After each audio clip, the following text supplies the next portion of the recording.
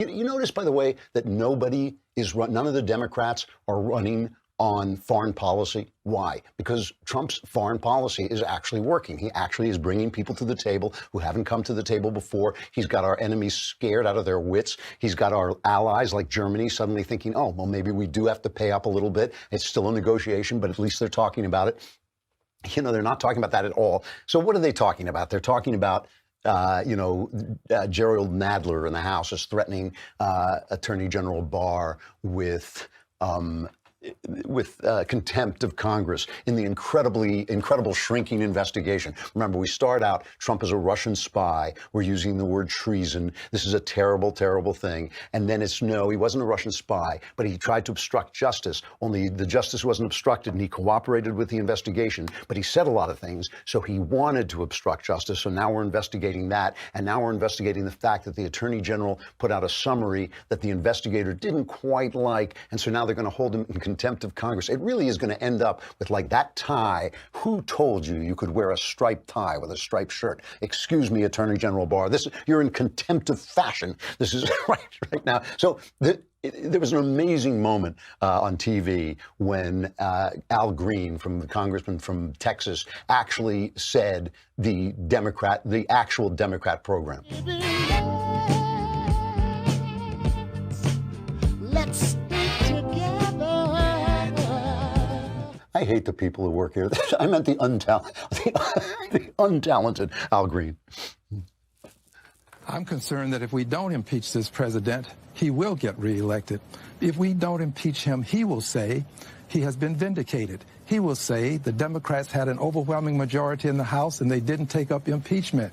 He will say that we had a constitutional duty to do it if it was there and we didn't. He will say that he has been vindicated. But here's what I say. We're confronting a constitutional crisis as I speak to you. As I look the people of America in the eye, I'm telling you we have a constitutional crisis. When the chief executive officer, the president of the United States, refuses to comply with subpoenas and says he will order others to do so, this creates a constitutional crisis. But this isn't the genesis of it. It started when the president decided he would fire Mr. Comey for his failure, as a result of his desire not to be invested. Let's stick together.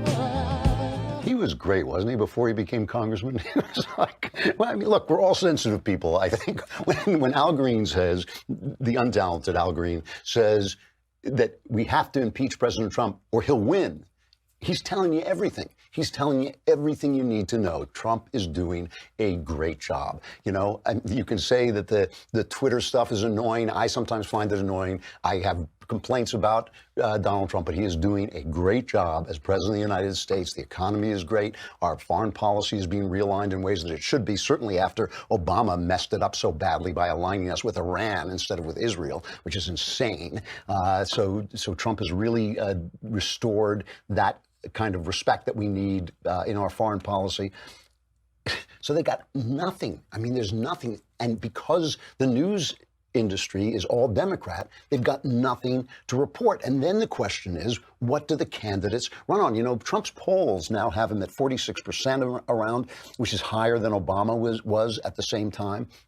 And think about that, because Obama took office right after the crash. So the dead cat was going to bounce. So the economy was going to come back. It was almost impossible for him not to do well in his first years as president. He had a press that had elevated him to the level of Messiah, the light worker. Remember, he was a light worker.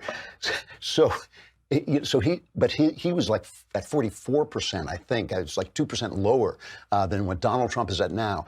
Donald Trump has done great. He has restored an economy that Obama's regulations and his, Obama just deadened what they call the animal spirits of the economy by constantly scolding everybody, by constantly, you can make too much money and all this stuff. I don't want businessmen to think that. I want businessmen to think, no, I want to make all of the money so they do a better job every day.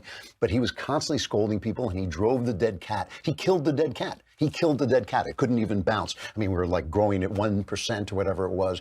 Trump unleashed that bounce, and now he's unleashed really the economy, the animal spirits of the economy, and they're doing really well.